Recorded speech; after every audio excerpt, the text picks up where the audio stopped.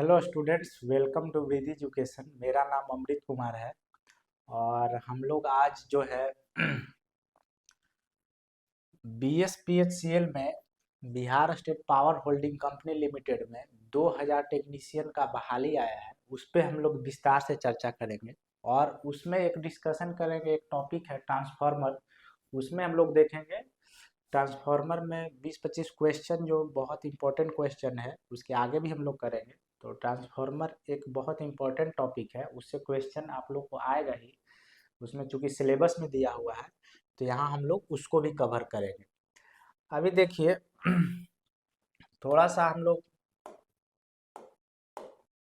इस पे डिस्कस कर लेते हैं, वैकेंसी पे आप लोगों का। तो देखिए फ्रेंड्स, यहाँ पे लिखा हुआ है बिहार स्टेट, एक सेकेंड,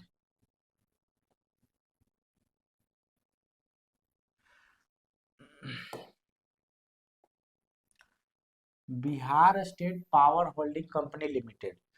इसमें देखिए, इसमें जो है इस कंपनी में स्टेट गवर्नमेंट ओन करती है, बिहार सरकार चलाती है इसको। तो इसमें तीन और कंपनी है, इसमें तीन और कंपनी है। अगर आप लोगों का वैकेंसी आया है इसमें इसमें आप लोगों का रिजल्ट होता है तो इसमें आप लोगों को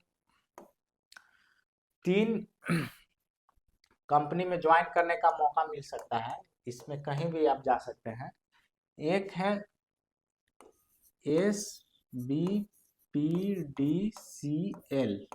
जिसको बोलते हैं south Bihar power distribution company limited.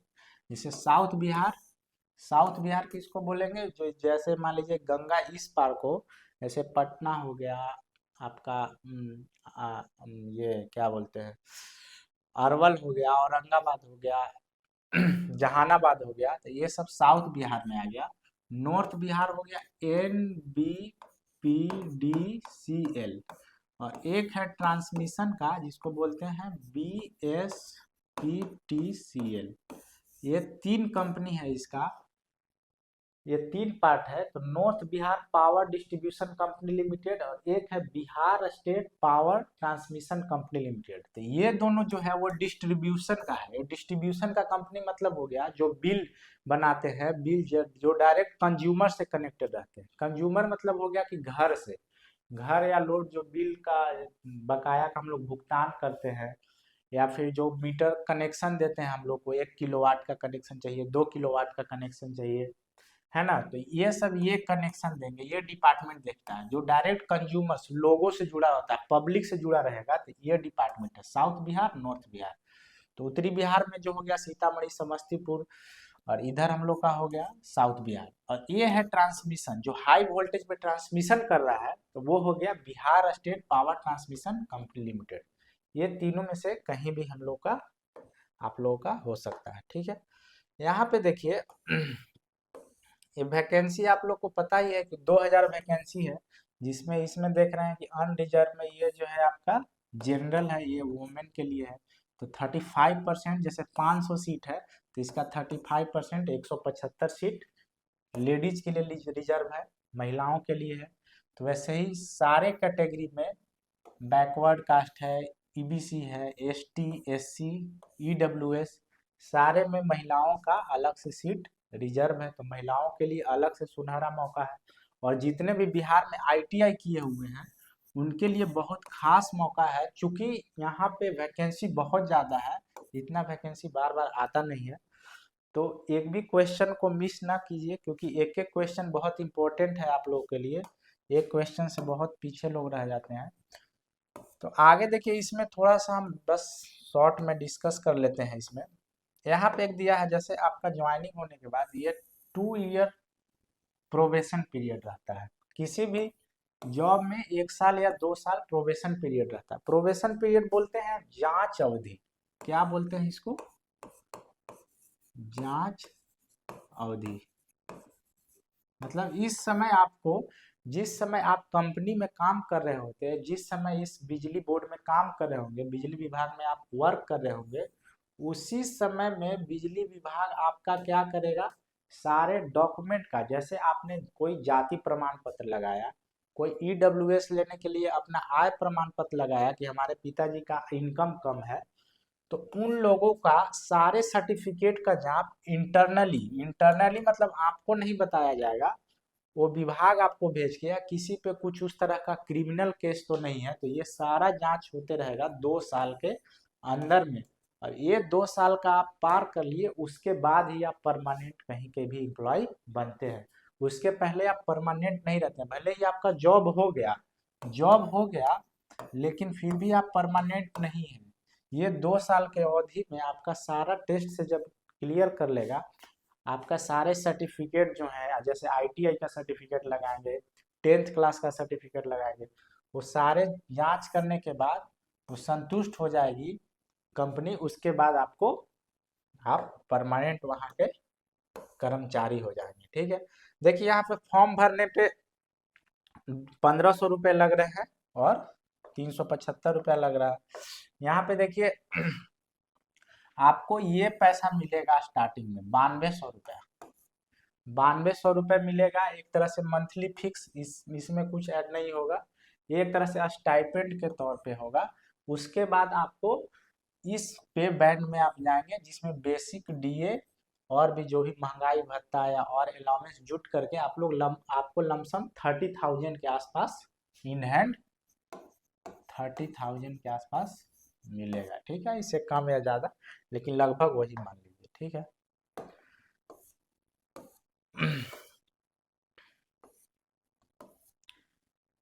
ठीक है, इसमें तो ज़्यादा नहीं है, बाकी आप देख सकते हैं इसमें 375 रुपया लग रहा है। बाकी ये जैसे दिव्यांग हो गया या फिर ये एसटी के लिए हो गया, एससी के लिए हो गया, ये 375 रुपया लगेगा। और बाकी सारे लोगों के लिए 1500 रुपये का इसमें एग्जामिनेशन फी है। ठीक है, अभी देखिए इसमें नीचे चलते हैं।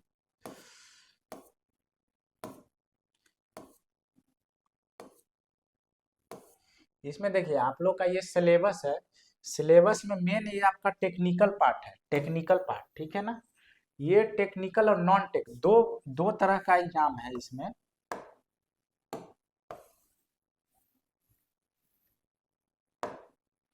एक होगा टेक्निकल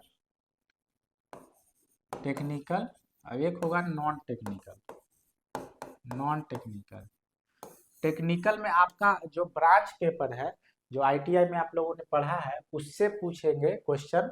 और नॉन टेक्निकल में हो गया कंप्यूटर है, हिंदी है, जनरल अवेयरनेस जैसे जीके हो गया, मैथ हो गया, जो भी मतलब इंग्लिश हो गया, जो भी ये क्या बोलते हैं आपका रीजनिंग हो गया। और कंप्यूटर एक बहुत इंपॉर्टेंट है, कंप्यूटर, जो उसको भी हम लोग डिस्कस करेंगे, कंप्यूटर का भी सारा कवर करेंगे, बहुत बेसिक बेसिक चीज पढ़ना है। इसमें इंग्लिश में हो गया सिंपल चीज 10th लेवल से पढ़ना है, ज़्यादा हाई लेवल का कुछ है नहीं इसमें। अभी देखिए इसमें आप देख सकते हैं यहाँ पे बहुत इंपॉर्टेंट पार्ट है, कहाँ गया,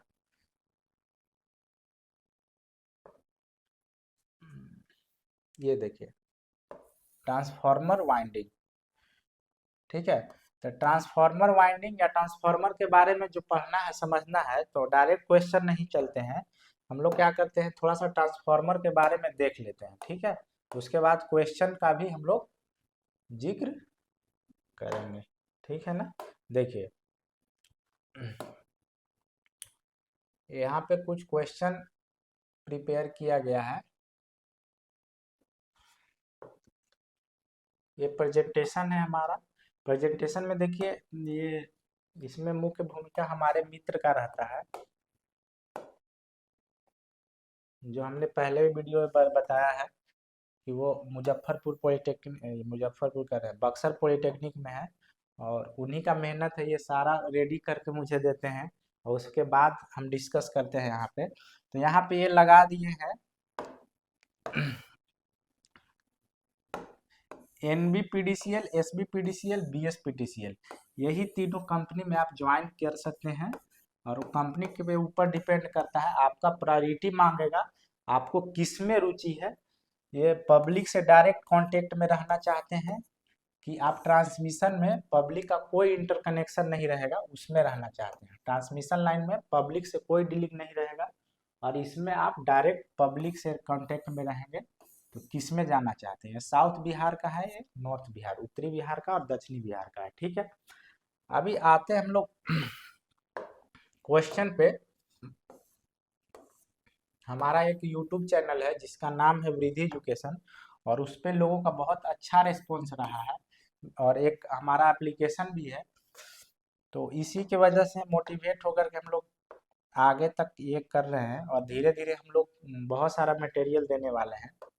तो इसमें देखिए ट्रांसफार्मर से संबंधित मुख्य प्रश्न पे आएंगे। तो इससे पहले हम लोग ट्रांसफार्मर के बारे में थोड़ा सा जान लेते हैं, ठीक है ना। बहुत सारे क्वेश्चन इसमें ऐड किया है इन्होंने।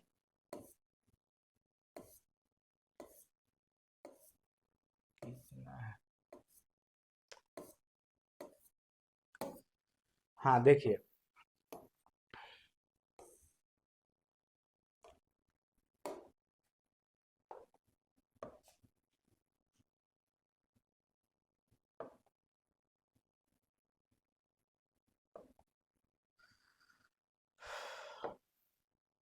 ये देखिए, ये आप ट्रांसफार्मर आप लोगों ने देखा होगा घर, मतलब कि अपने गांव में जहाँ पे भी हैं या जिस शहर में रह रहे हैं वहाँ पे, या जिस टाउन में रह रहे हैं, या ऐसा ट्रांसफार्मर तो आप लोग देखे होंगे। बहुत बड़ा ट्रांसफार्मर नहीं है, नॉर्मल एक तरह का डिस्ट्रीब्यूशन ट्रांसफार्मर कह सकते हैं।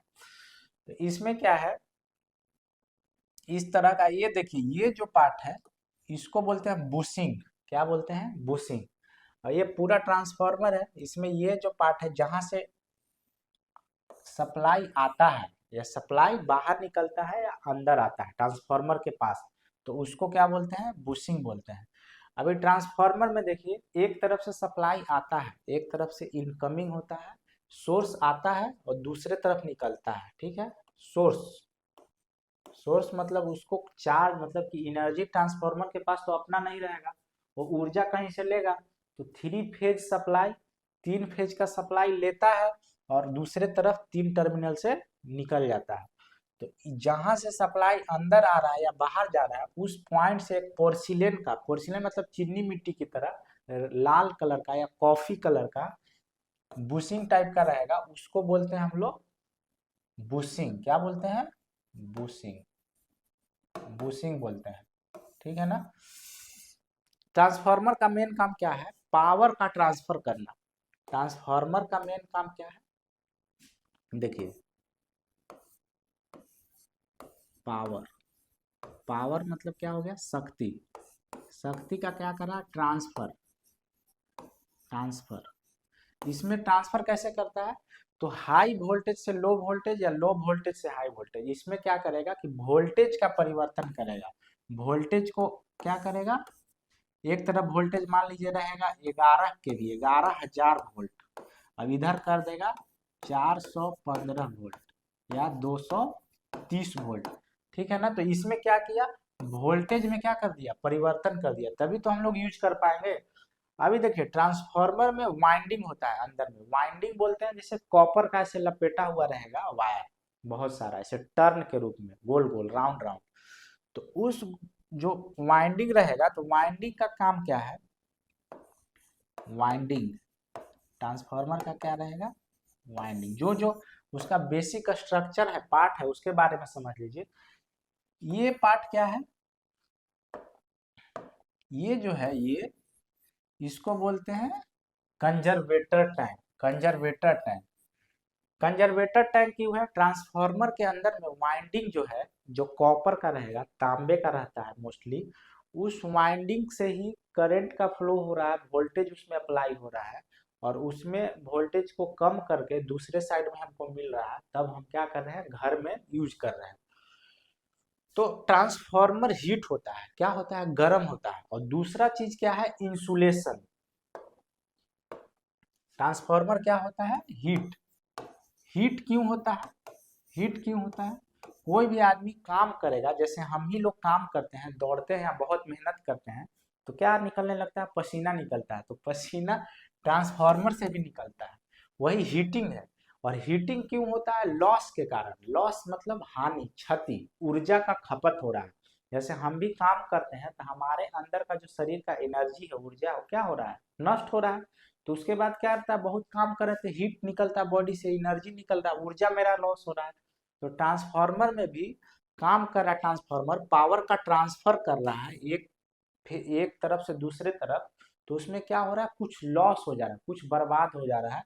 तो उस लॉस किस में होता है? ट्रांसफार्मर के वाइंडिंग में। तो उस हीट को कम करने के लिए क्या डाला जाता है? इसमें तेल रहता है। इसमें क्या रहता है? ऑयल। ट्रांसफार्मर में क्या रहेगा? ऑयल रहेगा, तेल। तेल से भरा हुआ रहेगा, तेल से भरा हुआ रहेगा, समझ गए? इधर देखिए पतला पतला रहेगा, प्लेट की तरह खोखला रहता है। ये क्या रहता है? खोखला रहेगा ये। अब इसके अंदर तेल आता है इधर से इसे जाता है, फिर ऐसे आता है, ऐसे जाता है, पूरा टैंक से जुड़ा रहता है, यहाँ पाइप से जुड़ा रहेगा। ये देखिए ये, और ये पतला पतला प्लेट की तरह से रहेगा, अंदर बीच में खोखला रहेगा। इससे क्या होता है कि ट्रांसफार्मर बहुत हीटिंग होगा जब लोड पे जाएगा। लोड कहने का मतलब ट्रांसफार्मर घर में आप देखे होंगे गांव में कि जब गर्मी बढ़ता है तो हम लोग का वोल्टेज कम होने लगता है। तो बहुत सारे लोग, या बहुत ठंड बढ़ रहा है, बहुत सारे लोग हीटर चला रहे हैं, कोई और भी चीज जैसे इक्विपमेंट बहुत सारा चल रहा है, तो उसमें क्या होता है? लोड बढ़ता है ट्रांसफार्मर पे, तो ट्रांसफार्मर कभी कभी जल भी जाता है। तो क्या हो रहा है? हीट होते जा रहा है, होते जा रहा है, अंदर में फ्लैशिंग हो गया, कॉइल जल गया, उसका इंसुलेशन खत्म हो गया। तो उस चीज को रोकने के लिए क्या करता है? पतला पतला इसमें हवा चारों तरफ से लग रहा है। इसमें क्या लग रहा है? एयर। एयर, हवा। तो नेचुरल एयर, प्राकृतिक हवा क्या करता है? हम लोग जैसे हम लोग को भी गर्मी लग रहा है या काम कर रहे हैं, पसीना चल रहा है, तो हवा क्या करता है? हवा जैसे ही हमारे शरीर से टकराता है तो हमको ठंडक महसूस होता है। वैसे ही इसमें हवा टच करेगा तो इसका सरफेस एरिया चूंकि ज्यादा रहता है, बहुत सारा बनाया हुआ रहता है, पतला पतला। ट्रांसफार्मर में देखेंगे तो साइड में रहेगा, दोनों तरफ रहेगा, कहीं कहीं एक तरफ भी रहेगा। ट्रांसफार्मर के रेटिंग के हिसाब से, रेटिंग मतलब उसका कितना कैपेसिटी है, ठीक है? तो इस एयर से ये कूलिंग होता है। इसमें तेल, इधर से गर्म तेल क्या करेगा? क्योंकि कोई भी गर्म चीज आप जानते हैं कि ऊपर की ओर जाएगा। कहाँ जाएगा? ऊपर की ओर। तो तेल इसमें हीट होकर ऊपर जाएगा, ऐसे इसमें भरेगा। तेल जैसे ही फिर इसमें क्या होगा? हवा के कारण कूल होगा, तो फिर ठंडा होके फिर ऐसे ऐसे अपना घूमते रहेगा। तो जो भी हीट है वो क्या होगा? हीटेड एयर जो है, हीटेड जो ऑयल है, ट्रांसफार्मर के अंदर तेल है, वो ठंडा होते जाएगा। अब ये क्या है? पूरा ट्रांसफार्मर का मेन टैंक है। ये क्या है? देख रहे होंगे, ये जो है, ये ट्रांसफार्मर का मेन टैंक है। और एक यहाँ पे देख रहे होंगे ब्रीदर। ब्रीदर एक तरह से समझिए उसका एक बहुत इंपॉर्टेंट पार्ट है ट्रांसफार्मर का, जो क्या करता है? सांस ले रहा है। ट्रांसफार्मर, ब्रीदर का काम है ट्रांसफार्मर को सांस लेना। समझ लीजिए एक सजीव चीज है, ये जिंदा चीज है। अभी क्या कर रहा है? पावर, शक्ति का एक जगह से दूसरे जगह ट्रांसफर कर रहा है, इधर से इधर का ट्रांसफर हुआ। उसमें क्या रहता है? फ्रीक्वेंसी कांस्टेंट रहेगा। फ्रीक्वेंसी क्या रहेगा? फ्रीक्वेंसी जिसको आवृत्ति बोलते हैं, आवृत्ति, वो क्या रहेगा? कांस्टेंट। कांस्टेंट मतलब उसका मान, उसका वैल्यू में चेंजिंग नहीं होगा। ब्रीदर का क्या काम है? जैसे ही देखिए इस कंजर्वेटर टैंक में तेल जमा रहेगा, पूरा भरा नहीं रहेगा, इतना तक भरा रहेगा। कभी भी कंजर्वेटर टैंक में फुल तेल को फुल नहीं रख सकते हैं। देखिए इसमें भी तेल भरा हुआ है।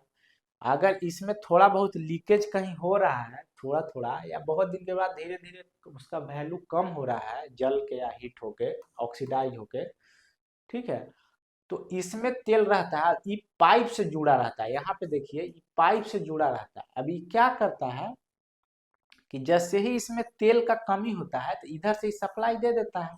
तो ये टैंक में तेल जो है, वाइंडिंग जहाँ डूबा रहना चाहिए तेल के अंदर, वो हमेशा क्या रहता है? डूबा हुआ ही रहता है, इससे सप्लाई दे देता है। तो इसीलिए इसमें यहाँ पे एक लगाया रहेगा इंडिकेटर, इधर दिख रहा होगा आपको, यहाँ पे ये दिख रहा होगा, ये लंबा सा ये इंडिकेटर रहता है। इसमें कितना भरा हुआ है कंजर्वेटर में तेल, वो दिखेगा। तो कंजर्वेटर में जैसे ही देखिए ट्रांसफार्मर हीट होगा, गर्म, तो ये फैलने का जगह भी तो नहीं है, तो क्या अगर पैक करके बना दे और ट्रांसफार्मर में तेल पूरा एकदम भर दे, और ट्रांसफार्मर क्या होगा, इससे सप्लाई से जोड़ेंगे तो ट्रांसफार्मर धीरे धीरे क्या होगा, हीट होगा, हीट, गर्म होते होते होते होते कोई भी चीज गर्म होगा तो आपको पता है कि उसका वॉल्यूम बढ़ते जाता है, उसका स्पेस बढ़ते जाएगा, फैलते जाएगा वो। तो इसमें तेल का जो एरिया है उसका कैपेसिटी है, वॉल्यूम जो है, आयतन वो बढ़ेगा, और आयतन बढ़ेगा तो इसको फैलने का जगह नहीं मिलेगा तो क्या हो जाएगा, ये टैंक फट जाएगा सब, जहाँ कमजोर मिलेगा वहां से तेल रिसने लगेगा, और फट के तेल बाहर आ जाएगा तो ट्रांसफार्मर भी ब्लास्ट कर जाएगा। तो उससे बचने के लिए जैसे ही इसका वॉल्यूम बढ़ेगा तो इसमें खाली रहता है, तो इधर से तेलवा बढ़ के और भर जाता है। तो गर्मी के समय में या ट्रांसफार्मर जब लोड पे रहेगा तो ये ज्यादा भरा हुआ दिखेगा, और ठंडा के समय में क्या हो जाएगा, इसमें कम हो जाएगा। क्यों? क्योंकि उसमें वॉल्यूम का फर्क पड़ रहा है, तेल का वॉल्यूम बढ़ रहा है या घट रहा है। ठीक है ना। अभी देखिए वाइंडिंग के बारे में आपको बता दिए, बुशिंग है ये बता दिए, ब्रीदर, ब्रीदर के बारे में और जान लीजिए कि अभी देखिए जब तेल ट्रांसफार्मर में एक लेवल पे था, यहाँ तक मान लीजिए तेल भरा हुआ है, इसमें भी पूरा भरा है, इसमें भर के यहाँ तक भरा हुआ है तेल, ठीक है ना। अब क्या हो रहा है कि ठंडा का समय आया जिसमें लाइट का लोड या घर का लोड बहुत कम, पंखा चलाएंगे नहीं, कूलर चलाएंगे नहीं, फ्रिज चलाएंगे नहीं, मोटर भी बहुत ज्यादा नहीं चलता है क्योंकि लोग नहाते कम है या फिर पानी का खपत कम हो जाता है। तो लोड जब घर का कम हो गया तो उस समय हम लोग ट्रांसफार्मर का लोड भी घट जाता है, और इसका लोड जब घट गया, लोड मतलब होता है जो इससे हम ऊर्जा ले रहे हैं, वो कम अगर कर दिए तो ये ठंडा रहेगा, इसका ऑयल ठंडा रहेगा, तो ये क्या होगा, तेल इसका घसक के यहाँ से क्या आ जाएगा और नीचे आ जाएगा। तो तेल घसक के नीचे आएगा, इस लेवल पे मान लीजिए आ गया, तो तेल नीचे आया तो ऊपर से ये खाली नहीं ना रहेगा, वैक्यूम क्रिएट हो जाएगा। तो वैक्यूम क्रिएट हो जाएगा तो कहीं कहीं एयर वॉइड्स बन जाएगा, तो उससे क्या होगा, फ्लैशिंग होगा। तो उससे बचने के लिए, उसका इंसुलेशन वीक होगा, तो उससे बचने के लिए एक बाहर से देखिए, इसको, इस पार्ट को जोड़ा रहता है एक ब्रीदर से, जिससे हवा अंदर जाएगा। जैसे ही वैक्यूम क्रिएट होगा यहाँ पे, तो यहाँ से हवा को अंदर की ओर लेगा। देखिए इस तरह का रहेगा इमेज, देखिए ये है ब्रीदर। अभी क्या है, ऐसे ही लटका हुआ रहेगा, और इसका रंग जो होता है, इसमें भरा रहता है सिलिका जेल। क्या भरा रहता है, silica gel, silica gel, silica gel बोलते हैं इसको। और ये इसका रंग जो होता है वो ब्लू कलर का होता है, नीला रंग का, ब्लू, नीला रंग का होगा, ठीक है ना। तो अब क्या करेगा, जैसे ही इसको में तेल कम होगा, तेल कम होगा, तेल का लेवल नीचे जाएगा, तो ऊपर कुछ भरने के लिए चाहिए ना। जैसे मान लीजिए कहीं पाइप से हम लोग पानी निकालते हैं तो उसमें क्या भरता है जाके, हवा। तो हवा भरेगा, तो हवा अगर कहीं कहीं से रिस के भर जाएगा तो वो क्या होगा, हवा में नमी रहेगा, नमी, क्या रहेगा, नमी, इसको बोलते हैं मॉइस्चर, मॉइस्चर रहेगा। तो उस मॉइस्चर से बचने के लिए इस सिलिका जेल यहाँ पे डाला हुआ है, इधर से हवा खींचेगा ये, और इसमें भर जाएगा, तेल नीचे जाते जाएगा, हवा भरते जाएगा।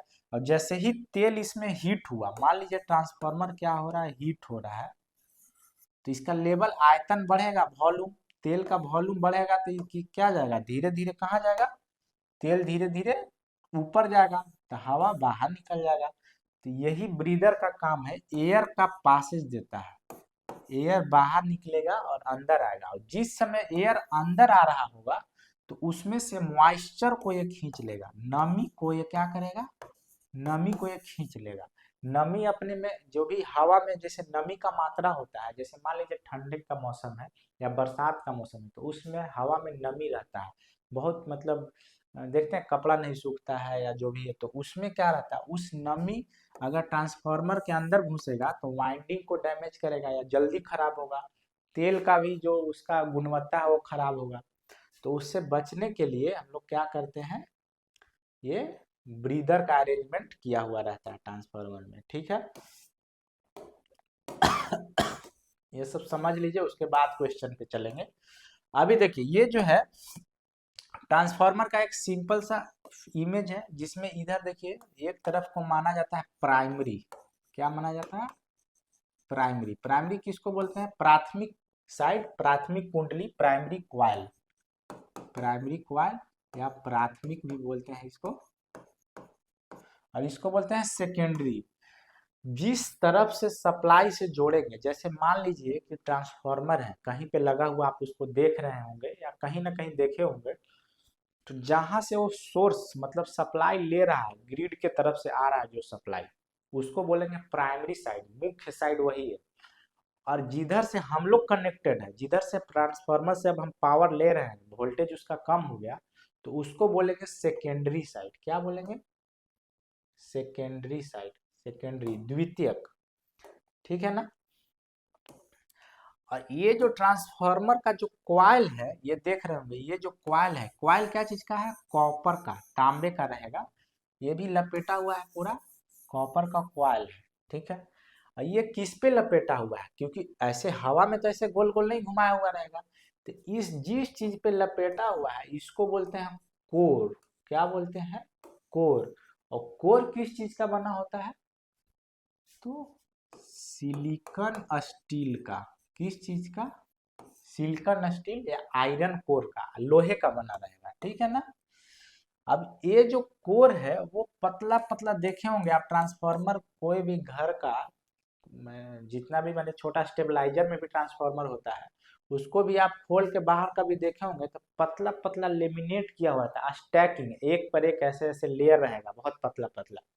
तो उसका काम क्या है कि देखिए ट्रांसफार्मर में लॉस होता है,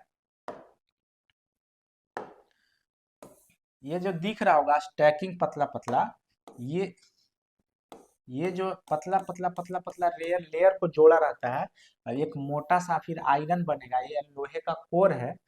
और इसी कोर पे ये लपेटा हुआ है, ठीक है ना। इसी कोर पे ये वाइंडिंग किया हुआ है कॉपर का, ठीक है। तो ये जो है लेमिनेशन क्यों रहता है, इसके अंदर जो ट्रांसफार्मर का कॉइल है वो लेमिनेशन क्यों है? इसका कारण है लॉस को कम करना है। लॉस कौन सा लॉस? तो एक होता है eddy current loss, ED, eddy current loss, इसको कम करते हैं, ठीक है। और सिलिकॉन स्टील से क्या होता है? हिस्टरेसिस लॉस एक होता है, 10 क्लास में भी पढ़ना था, हिस्टरेसिस लॉस, ठीक है ना।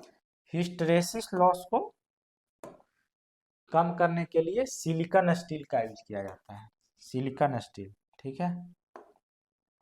अब आते हैं हम लोग क्वेश्चन पे, ठीक है। जो भी क्वेश्चन रहेगा धीरे धीरे हम लोग बीच बीच में डिस्कशन करते जाएंगे और क्वेश्चन समझते जाएंगे। अगर हम लोग 1000-1500 क्वेश्चन कर लेते हैं, 1000 क्वेश्चन कर लेते हैं तो बहुत है। अधिक क्षमता के दौरान ट्रांसफार्मर में ताम्र क्षति, मतलब कि कॉपर लॉस, कॉपर लॉस कितना है? 1000 वाट है, तो आयरन लॉस क्या होगा? अधिकतम क्षमता मतलब हो गया मैक्सिमम लोड या मैक्सिमम इफिशियंसी जिस समय रहेगा, तो आयरन लॉस और कॉपर लॉस का वैल्यू बराबर रहता है, याद रखिएगा। मतलब copper loss equal to iron loss. इस समय जो ट्रांसफार्मर है हमारा मैक्सिमम इफिशियंसी पे काम करता है, उसका समझिए तो कि ये इफिशियंट, ये वर्क इफिशियंट ज्यादा रहता है, ठीक है ना। अभी अगला क्वेश्चन चलते हैं। जब ट्रांसफार्मर को जब कनेक्शन किया जाता है तो उसमें जब समांतर क्रम, समांतर मतलब पैरेलल में जोड़ेंगे, तो उस समय क्या इंपॉर्टेंट है उसका सेम रहना। तो इसमें क्या है आपका कि केवी किस आधार पर लोड बटेगा, तो लोड बटने के लिए आपका केवीए रेटिंग, जिस ट्रांसफार्मर का, अगर मान लीजिए कि दो ट्रांसफार्मर पैरेलल कनेक्शन में है, पैरेलल मतलब समांतर क्रम में है, तो दोनों ट्रांसफार्मर कोई लोड से कनेक्टेड है, तो किस ट्रांसफार्मर से कितना लोड आएगा तो वो डिपेंड करेगा केवीए रेटिंग किस ट्रांसफार्मर का कितना है, उस पर डिपेंड करेगा। ठीक है, अगला क्वेश्चन बोल रहा है कि एक विधि जो 100 केवीए तक के कम क्षमता वाले वितरण मतलब हो गया डिस्ट्रीब्यूशन ट्रांसफार्मर को ठंडा करने के लिए, 100 केवीए बहुत कम वैल्यू का होता है ट्रांसफार्मर, जो छोटा ट्रांसफार्मर गांव घर में लगा हुआ है वो 100, 150, 200, 250, 300 केवीए का रहता है। तो उसमें जो रहेगा वो प्राकृतिक हवा से शीतलन मतलब कि नेचुरल एयर कूलिंग रहेगा। क्या रहेगा? Natural air cooling. कूलिंग मतलब हवा से, नॉर्मल हवा से ठंडा होता है। तेल विस्फोटक क्या है कि एकदम तेल के प्रेशर से फोर्स्ड ऑयल कूलिंग रहेगा। हवा विस्फोटक मतलब पंखा लगा देंगे, मतलब उसमें पंखा भी चलते रहेगा, तो वो हो गया फोर्स ऑयल कूलिंग। अरे बलपूर्वक परिचालन तेल ये भी हो गया कि तेल को मतलब एक पंप के द्वारा पंपिंग करके तेल से ठंडा करना है। ये प्राकृतिक हवा से हो गया कि डायरेक्ट हवा उसमें ट्रांसफार्मर में जा रहा है, ट्रांसफार्मर को ठंडा कर रहा है, तो वो हो गया नेचुरल। तो 100 केवीए के ट्रांसफार्मर के लिए नेचुरल कूलिंग से ही काम चल जाता है। अभी देखिए आया क्वेश्चन कि ट्रांसफार्मर के ब्रीदर में प्रयोग होने वाला ताजा सिलिका जेल किस रंग का रहता है, तो बताए थे अभी, ये रहेगा ब्लू रंग का। ठीक है ना, नीला रंग का रहेगा। और ये जब खराब हो जाएगा, खराब धीरे धीरे इसमें क्या क्यों खराब होगा, क्योंकि मॉइस्चर नमी धीरे धीरे जाते रहेगा। नमी जाने के बाद क्या होगा कि धीरे धीरे ये नमी खींच खींच के इसका रंग क्या हो जाएगा, गुलाबी हो जाएगा, गुलाबी, पिंक, पिंक कलर का हो जाएगा। तो ये खराब हो गया कंप्लीटली। ठीक है, ऐसे इसका कलर नीला रहेगा। इसमें क्वेश्चन में क्या बोल रहा है कि देखिए यहाँ पे ध्यान से, जब प्राथमिक और माध्यमिक वोल्टेज एक ही वाइंडिंग पर प्राप्त हो रहे हैं तो उसको क्या बोलेंगे हम लोग। प्राथमिक और प्राइमरी और सेकेंडरी दोनों आपका एक ही वाइंडिंग पर प्राप्त हो रहे हो तो उसको क्या बोलते हैं हम लोग, ऑटो ट्रांसफार्मर बोलते हैं। ठीक है ना,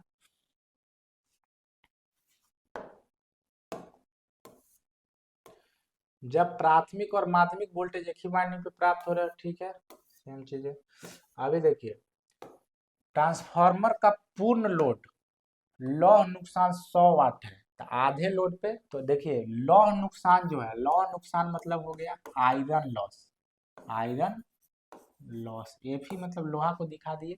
आयरन लॉस नो, लौह नुकसान जो है वो लोड पे डिपेंड ही नहीं करता है, लोड पे डिपेंड नहीं करता है। तो लोड 100 कितना वाट भी रहे, आधा रहे, कम रहे, जीरो रहे, जो भी रहे, तो उसके नुकसान में कोई फर्क नहीं पड़ेगा। तो लौह नुकसान जो हमेशा है वो फिक्स रहता है, तो 1000 वाट ही रहेगा हमेशा कोई भी लोड पे। ठीक है ना, बहुत इंपॉर्टेंट है।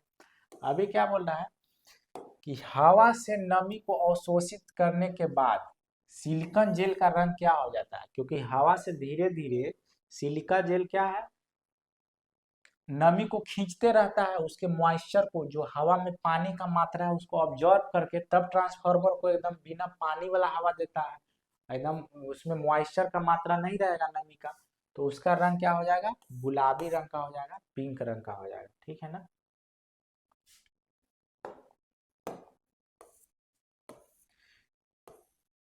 एक ट्रांसफार्मर की प्राइमरी और सेकेंडरी वोल्टेज के बीच फेज अंतर क्या होता है, तो इसमें बहुत सारा कनेक्शन है, 180 डिग्री याद रखिए। ठीक है ना, जो भी ट्रांसफार्मर हम लोग यूज करते हैं हाई वोल्टेज और हाई पावर ट्रांसमिशन के लिए, तो वहां पे जो फेज शिफ्टिंग होता है 180 डिग्री का रहेगा। ठीक है, जैसे प्राइमरी में थोड़ा सा ऐसे देख लीजिए कि ऐसा अगर देंगे, ये एक फेजर डायग्राम है, ये कोई वोल्टेज का एक साइकिल है, एक साइकिल 360 डिग्री का, तो इसमें इस पॉइंट से ऐसे उठा, मैक्सिमम गया, फिर यहाँ से क्या हुआ, जीरो आया, फिर निगेटिव की तरफ गया। ठीक है, अभी लेकिन जो इसका आउटपुट मिलेगा हमको, तो आउटपुट ऐसे मिलेगा, 180 डिग्री शिफ्ट होकर मिलेगा। ठीक है ना, जो यहाँ शुरू हो रहा है वो 180 डिग्री शिफ्ट होकर यहाँ से शुरू होगा। ठीक है, उस पर धीरे धीरे डिस्कस करेंगे। और जैसे अलग अलग टाइप का ट्रांसफार्मर है उसमें 0 डिग्री का फेज शिफ्टिंग रहेगा। अगर दोनों साइड में स्टार स्टार कनेक्शन है या डेल्टा डेल्टा है तो कोई शिफ्टिंग नहीं होगा। अगर एक तरफ स्टार है एक तरफ डेल्टा है तो 30 डिग्री का शिफ्टिंग होगा। ठीक है ना। देखिए अब देखिए अगला क्वेश्चन क्या है कि ट्रांसफार्मर को समांतर में चलाने के लिए कौन सी अवस्था आवश्यक है। पैरेलल में चलाने के लिए मोस्ट इंपोर्टेंट चीज क्या है कि समान फ्रीक्वेंसी जो आवृत्ति है वो समान होना चाहिए फ्रीक्वेंसी। जैसे यहाँ पे यूज होता है कितना 50 हर्ट्ज, तो 2-3 ट्रांसफार्मर को पैरेलल में करना है। जैसे घर में मान लीजिए घड़ी ही यूज करते हैं, रिमोट यूज करते हैं या बैटरी वाली गाड़ी यूज करते हैं, तो वहाँ पे क्या है बैटरी को बहुत सारा सीरीज या पैरेलल कॉम्बिनेशन में करके हम लोग यूज करते हैं। वैसे ही मान लीजिए कि हमारे पास बैटरी छोटा छोटा है, 1.5 वोल्ट का बैटरी है या 6 वोल्ट का बैटरी है, हमको 15 वोल्ट का या 20 वोल्ट या 24 वोल्ट का जरूरत है, तो उसको कॉम्बिनेशन करते हैं सीरीज में या पैरेलल में, वोल्टेज बढ़ाना है उस हिसाब से। तो वैसे ही ट्रांसफार्मर का मेरे पास रेटिंग कम रेटिंग का है और उसको हमको ज़्यादा रेटिंग के लिए चाहिए, ज़्यादा लोड के लिए चाहिए, तो ट्रांसफार्मर को भी हम लोग सीरीज या पैरेलल कॉम्बिनेशन करते हैं। तो वहाँ पे समांतर क्रम में जिस समय यूज कर रहे हैं या कोई भी क्रम में यूज कर रहे हैं तो इम्पोर्टेंट है कि फ्रीक्वेंसी हमेशा सारे ट्रांसफार्मर का कांस्टेंट होना चाहिए, एक होना चाहिए फ्रीक्वेंसी। ये नहीं कि एक ट्रांसफार्मर का आवृत्ति अलग है और दूसरे का अलग है, तो उस समय क्या होगा कि ट्रांसफार्मर में सर्कुलेटिंग करंट फ्लो होने लगेगा और ट्रांसफार्मर जल जाएगा। ठीक है ना, या लॉस बहुत ज़्यादा होने लगेगा। अभी वाला ट्रांसफार्मर के ब्रीदर में प्रयुक्त रसायन, तो इसका नाम बताए थे सिलिका जेल है। ठीक है, इसमें कुछ है नहीं। ट्रांसफार्मर में कौन सी हानियां लोड के साथ परिवर्तित होती है, तो इसमें हो जाएगा कॉपर लॉस। कॉपर लॉस बोलते हैं, कॉपर हानियां या ताम्र लॉस बोल सकते हैं। तो वहां पे क्या होगा कि जैसे जैसे लोड बढ़ेंगे, लोड बढ़ना मतलब करंट का बढ़ना, तो I²R, चूंकि रेजिस्टेंस है तांबा के पास, जो क्वाइल बना हुआ है उसके पास अपना एक रेजिस्टेंस है और करंट फ्लो हो रहा है, और करंट का वैल्यू जैसे जैसे बढ़ाएंगे तो उसमें लॉस का वैल्यू बढ़ते जाएगा। लेकिन कोर लॉस जो है या आयरन लॉस जो है या लॉ लॉस जो है, तो उसमें कोई परिवर्तन नहीं होता है, लोड से कोई फर्क नहीं पड़ता। हम लोग ने क्वेश्चन देखा था ट्रांसफार्मर के किस भाग में सबसे अधिक गर्मी उत्पन्न होती है, तो गर्मी उत्पन्न होने का जो मेन भाग है वो है वाइंडिंग। जैसे ट्रांसफार्मर में हम बताए थे, आपने ऐसा करके एक देखा था फिगर में,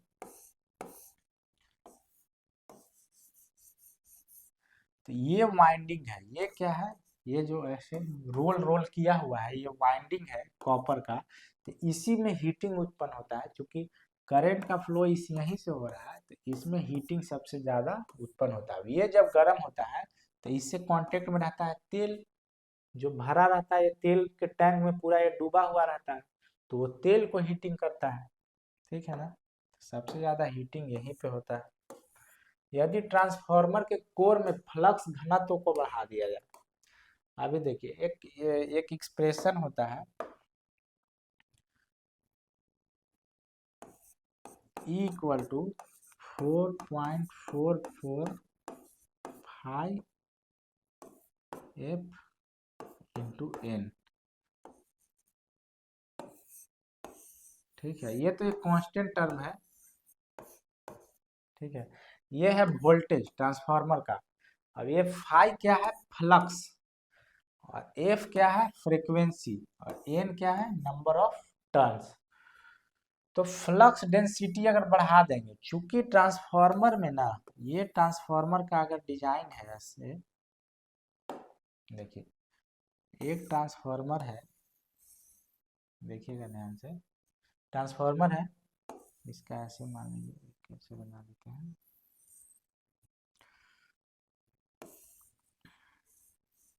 ऐसे ऐसे रोल किया हुआ है, इसमें भी ऐसे ऐसे पूरा वाइंडिंग है, आउटपुट इधर से निकल रहा है, इधर से वोल्टेज दिए प्राइमरी साइड में, और इधर से हमको लोड के तरफ V2 सेकेंडरी साइड में मिल गया।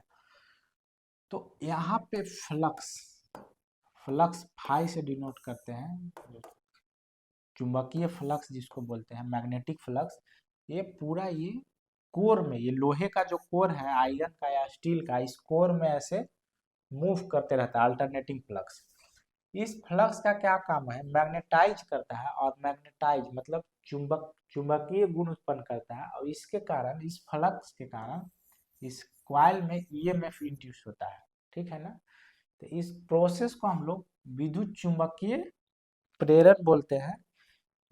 फैराडे लॉ ऑफ, क्या बोलते हैं, फैराडे, फैराडे का क्या था, फैराडे का नियम था इलेक्ट्रोमैग्नेटिक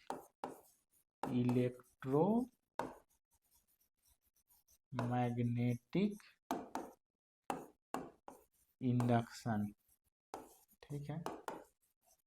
इलेक्ट्रोमैग्नेटिक इंडक्शन प्रिंसिपल पे काम करता है, क्योंकि फ्लक्स है, अल्टरनेटिंग फ्लक्स, एक कॉइल है, तो इसमें क्या हो जाएगा, एक वोल्टेज का उत्पन्न हो जाएगा, और वोल्टेज जैसे ही इसको हम कहीं जोड़ देंगे किसी लोड से, तो इसमें एक करंट का फ्लो होना शुरू हो जाएगा, ठीक है ना। तो इसके घनत्व को, इस फ्लक्स के घनत्व को, डेंसिटी को बढ़ा दिया जाए। डेंसिटी कैसे बढ़ेगा, जैसे मान लीजिए कि इस एरिया में जितना फ्लक्स का line, magnetic lines of force जा रहा था, अब इससे बहुत ज्यादा, जैसे कोई पाइप में पानी भेज रहे हैं, तो पाइप में पानी को बहुत तेजी से भेजेंगे, बहुत ज्यादा मात्रा में भेजेंगे, तो हमारा जल्दी काम हो जाएगा। तो फ्लक्स के डेंसिटी को अगर बढ़ा देंगे आप, तो पाइप पतला भी रहेगा, क्योंकि पानी का रफ्तार आप बढ़ा दिए भेजने का, वैसे ही फ्लक्स का भेजने का इसका बढ़ा देंगे, तो ये पतला भी रहेगा इसका साइज, तो हमारा काम चल जाएगा। तो उससे क्या होगा कि फ्लक्स घनत्व को बढ़ा देंगे, तो हमारा ट्रांसफार्मर का आकार कम किया जा सकता है, ट्रांसफार्मर का साइज क्या हो जाएगा, छोटा हो जाएगा, ठीक है।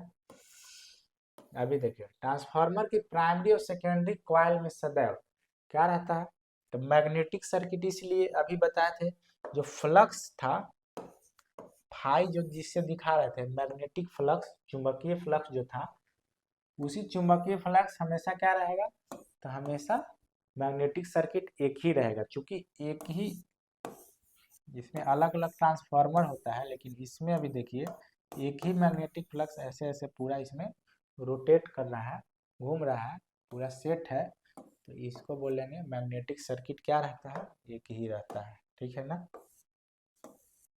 ट्रांसफार्मर पर ओपन टेस्ट करने से क्या मिलेगा, देखिए दो तरह का टेस्ट होता है ट्रांसफार्मर में, क्योंकि लॉस को कैलकुलेशन के लिए, तो एक होता है ओपन सर्किट टेस्ट, और एक होता है क्लोज सर्किट टेस्ट, या शॉर्ट सर्किट टेस्ट बोल सकते हैं उसको।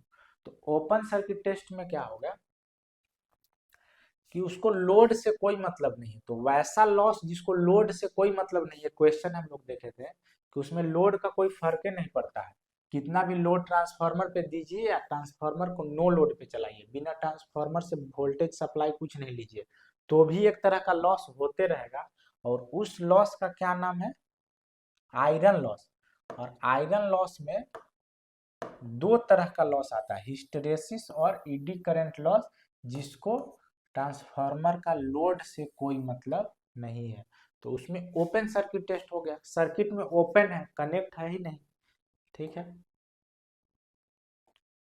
अब देखिए, ट्रांसफार्मर में अधिकतम दक्षता प्राप्त करने के लिए, मतलब मैक्सिमम इफिशियंसी, मैक्सिमम इफिशियंसी का मतलब क्या हुआ कि जो हमने डाला काम करने के लिए, जैसे जनरेटर है, तो जनरेटर में मान लीजिए कि कोई माइलेज, गाड़ी का एग्जांपल ले लीजिए, तो 1 लीटर उसमें तेल डालते हैं, और बाइक मान लीजिए 100 किलोमीटर तक कोई गया, और वही गाड़ी है सेम पावर के साथ, कोई पुराना गाड़ी लिए, वो 1 लीटर तेल डाले और वो गया 40 किलोमीटर या 60 किलोमीटर, तो उसमें दक्षता क्या हो गया, दक्षता क्या हो गया, कम हो गया, दक्षता कम हो गया, उसका इफिशियंसी घट गया।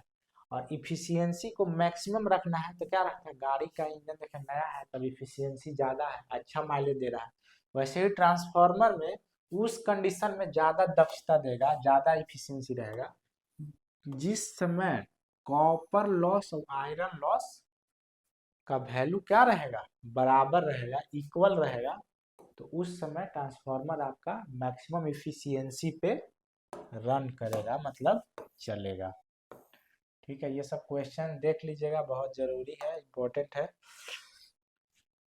एग्जाम में पूछा जा सकता है। ट्रांसफार्मर में ब्रीदर का कार्य क्या है? ब्रीदर अभी बताया, ब्रीदर क्या है? एक सांस लेने के लिए ट्रांसफार्मर को एयर, नमी वाला एयर को उसके हटा के ट्रांसफार्मर को देता है। तो इसमें देखिए कि जब बाहर से हवा ट्रांसफार्मर में प्रवेश करे तब हवा से नमी को सोख लेता है, खींच लेता है, तब वही है ब्रीदर का काम।